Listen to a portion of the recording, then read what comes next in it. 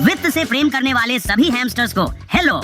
अक्सर हम सुनते हैं कि निवेशक रियल एस्टेट बाजार की ओर आकर्षित हो रहे हैं, लेकिन क्या यह वास्तव में उतना ही लाभदायक है जितना कहा जाता है, और इसे प्रबंधित करना कितना चुनौतीपूर्ण है? खैर, आज के हमारे एपिसोड में हम इस दुनिया के बारे में गहराई से चर्चा करेंगे और उम्मीद है कि रियल एस्टेट को बेहतर तरीके से समझना शुरू करेंगे। विषय पर यह पहला वीडियो आ रहा है, आइए देखते हैं।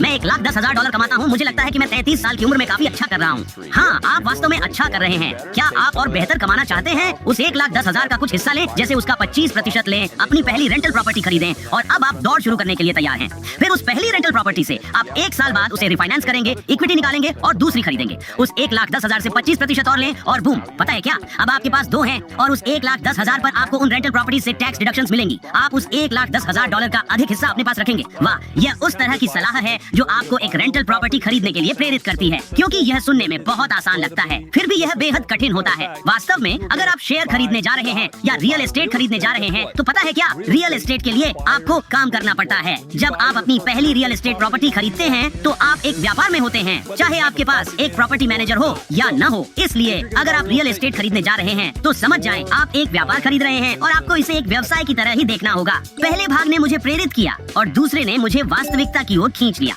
मेरी भावनाओं के साथ और अधिक खेल नहीं। हालांकि हम कुछ महत्वपूर्ण सीखने में सफल रहे, जैसे प्रॉपर्टी रेंट पर देना केवल संपत्ति रखना नहीं है, यह एक व्यवसाय है जिसमें निरंतर ध्यान देने की आवश्यकता होती है। इसे ध्यान में रखें।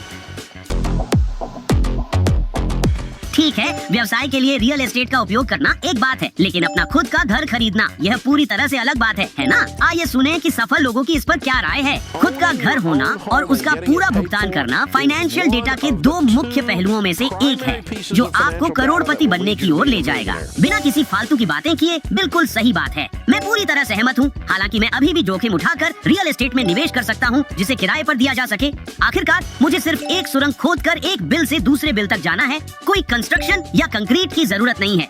हमारे आगामी एपिसोड्स को मिस ना करें ताकि आपकी वित्तीय समझ और मजबूत हो जाए। अगली बार मिलते हैं और याद रखें, हैमस्टर्स ताकतवर होते हैं। हम सब एक साथ हैं और एक दूसरे के लिए है।